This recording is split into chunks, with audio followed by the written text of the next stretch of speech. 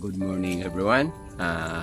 Before I will going to work on this one, this is Bantigi, a small Argao, Taiwan. It's been a long time na nandun siya sa wild, so hindi nalagyan ng abono, so itong itsura. So before we proceed to, or bago ko ito tatrabahuin, may isi-share ako sa inyo yung paggamit ko ng urine or ihi. So puntahan natin, ipakita ko sa inyo what happened when I use a urine on my bonsai materials. Punta tayo doon. So ito na, this is wild lemon. As you can see, there's a flower there. Then at may mga dahon or mga parang shoot na lumalabas. Then it's very healthy yung dahon niya. The result is I'm using this urine or tawag nating ihi. Yan. So this is a wild lemon bonsai materials. Then grabe ang pagka-green niya. May iba namang bonsai materials ko dito na hindi pa naka-epekto yung paglagay ko ng urine. So punta naman tayo sa iba pang mga bonsai materials na linagyan ko ng urine.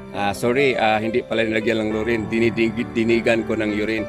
Bali ang mixture ng urine na ginamit ko is bali 1/4 of urine na yung 3/4 sa tubig. Yun. So dito this is Chinese huli. So wala na akong gawang design, so ganyan na lang design ko with that one. So ito is supposed to be tapos na ito. Kaya lang walang katapusan ang paggawa natin ng bonsai. Wina-wire ko naman ulit dito yung dyan, oh. So parang hindi pa natapos kasi pag yung magsabi ako na matapos na is totally wala na talagang wire, puro na lang trimming. Yun, so punta naman tayo doon sa kabila. So this is Argao, Taiwan, literally. And ito ang sinabi ko, dinidigan ko ng urine. So ganito na ang nangyari. So kita nyo, dito maliit na dahon, tapos biglang lumaki, no? So yun ang resulta pag magdinig ka ng urine with your bonsai materials. Yan. So mixture of urine again is 1/4 and 3/4 yung tubig. Yun ang ihalo mo sa tubig, then yun ang idinig mo sa halaman.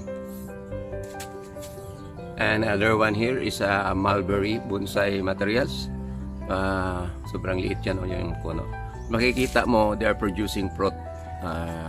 May mga bunga na naglabasan, although hindi malaki, maliit lang kasi maliit man siya. So this is the result of using urine. Yung yung ginamit ko. So, urine, sa pagbibili ka ng commercial, maging urea yan. Pero dito is local urine lang ginamit ko. Then syempre hindi lang bali nagamit din ako ng 14 together with urine. So sometimes madisgrasya yan, mamatay, masobraan sa urine. So ngayon punta na tayo doon sa aking Bantigi at saka Argao, Taiwan para ma-share ko naman sa inyo. Yun ang tratrabuhin ko ngayon.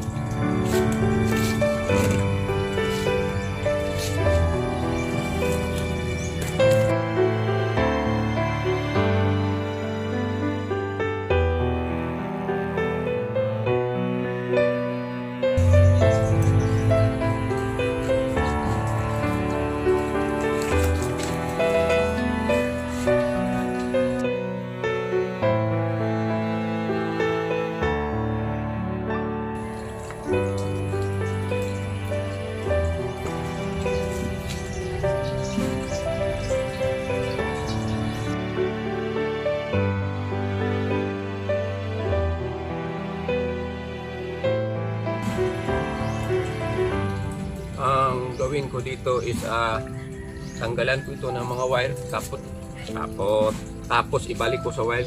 So tanggalan ko ito, ang reason na tanggalan ko ito ng wire kasi baka malimutan ko tapos maglulubunan na yung wire. So ito wala akong pot na available na magagamit dito.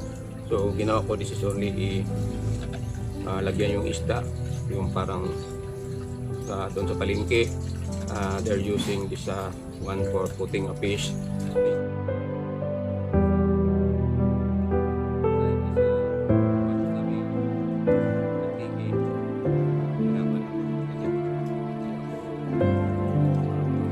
Gumagawa ng mga